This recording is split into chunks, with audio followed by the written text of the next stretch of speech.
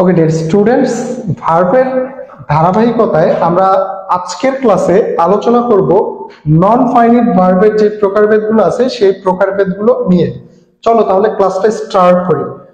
আচ্ছা, আমরা সাধারণত জানি নন ফাইনাইট ভার্ব হলো তিন প্রকার। কি কি?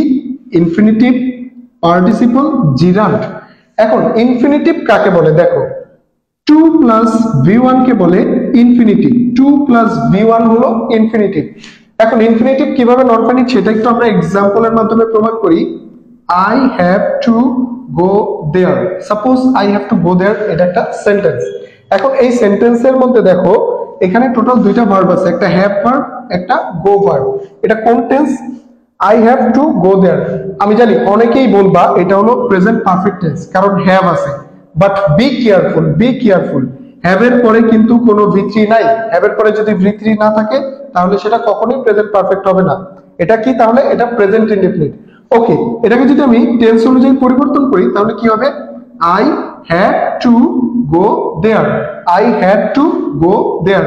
তাহলে দেখো টেন্স অনুযায়ী কোন ভার্বটা পরিবর্তন হলো? Have verb. আমরা জানি টেন্স অনুযায়ী যেটা পরিবর্তন হয় সেটা ফাইনাইট ভার্ব। আর এই যে 2 প্লাস v1, এটা কিন্তু টেন্স অনুযায়ী কোনো পরিবর্তনই হয় নাই। দ্যাট মিন্স এটা কি? Non finite verb, right. তাহলে আমরা ঠিক ম্যাথমেটিক্যালের মতো প্রমাণ করে দিলাম যে 2 প্লাস v1 অর্থাৎ ইনফিনিটিভ নন ফাইনাইট। ফাইন, এবার আমরা পার্টিসিপল নিয়ে আলোচনা করি।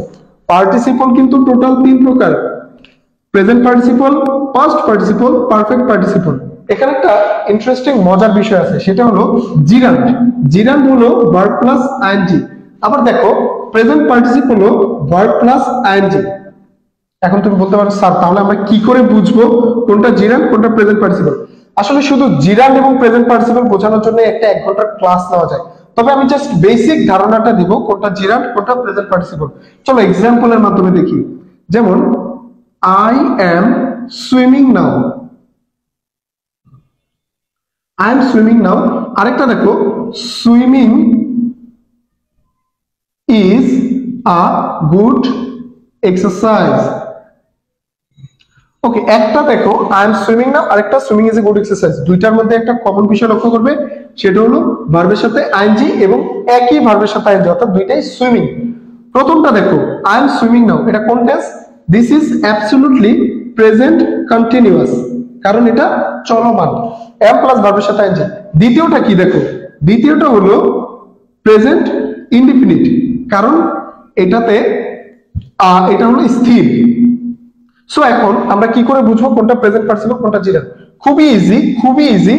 যে ভার্বের সাথে আইএনজি দ্বারা চলমান বাক্য বোঝায়, চলমান, সেটা প্রেজেন্ট পার্টিসিপল। আর যে ভার্বের সাথে আইএনজি দ্বারা স্থির বোঝায় সেটা জিরান্ট। খুব সহজ। প্রেজেন্ট পার্টিসিপলের সাইডে লিখো চলমান, জিরান্টের সাইডে লিখো স্থির। এখন দেখো আই এম সুইমিং নাও, আমি এখন সাঁতার কাটতেছি। আমি যদি বলি আমি এখন সাঁতার কাটতেছি, তার মানে কি? আমি চলতেছি। দ্যাট মিন্স এই সুইমিংটা কি? চলতেছে। আর যেটা চলমান সেটা অবশ্যই প্রেজেন্ট পার্টিসিপল। তাহলে এখানে সুইমিং হলো present participle. I am swimming now, এই সুইমিং হলো প্রেজেন্ট পার্টিসিপল। আর swimming is a good exercise, সাঁতার একটি ভালো ব্যায়াম। এটা কি চলমান বাক্য?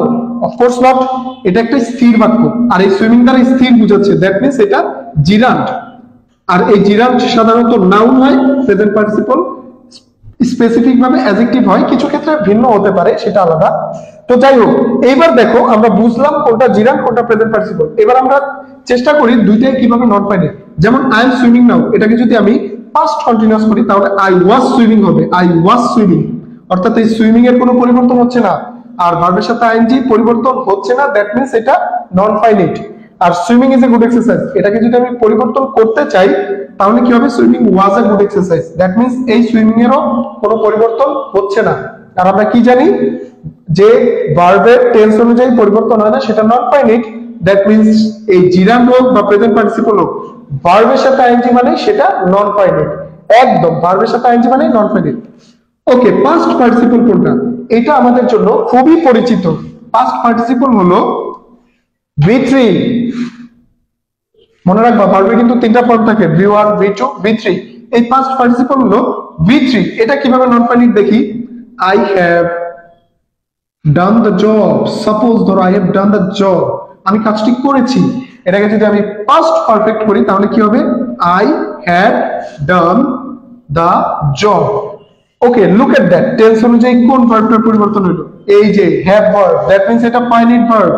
আর এই যে ডান বা V3 এর কি কোনো পরিবর্তন হয়েছে? অ্যাবসলিউটলি নট, দ্যাট মিন্স এটা নন ফাইনাইট ভার্ব। সো আমরা পাস্ট পার্টিসিপল কিভাবে নন ফাইনাইট বুঝলাম? পারফেক্ট পার্টিসিপল কোনটা? Having plus V3, having plus V3 হলো পারফেক্ট পার্টিসিপল। এটার আসলে কোনো উদাহরণই তোমাদের প্রয়োজন নেই, কিভাবে সেটা আমি দেখাই। এই যে হ্যাভিং, এখানে কি আছে? ভার্বের সাথে আইএনজি আছে। আমরা কি দেখলাম? ভার্বের সাথে আইএনজি মানে সেটা নন ফাইনাইট। এই যে V3, এই V3 আমরা কি দেখলাম? Non finite. এবার যদি ভার্বের সাথে আইএনজি এবং V3 দুইটা নন ফাইনাইট একসাথে বসে তাহলে সেটা non finite. So there is no need any example. So perfect participle হলো নন ফাইনাইট। সো আমরা এভাবে খুব সহজেই শিখলাম নন ফাইনাইট ভার্ব 3 প্রকার, এবং এই 3 প্রকার থেকে পার্টিসিপল আবার 3 প্রকার, এবং সবগুলোর উদাহরণ সহ বিস্তারিত। সো আশা করি তোমরা সবাই ক্লাসটা বুঝতে পেরেছো। দেখা হবে তোমাদের সাথে অন্য কোনো ক্লাসে। So stay tune with ambition. Good bye.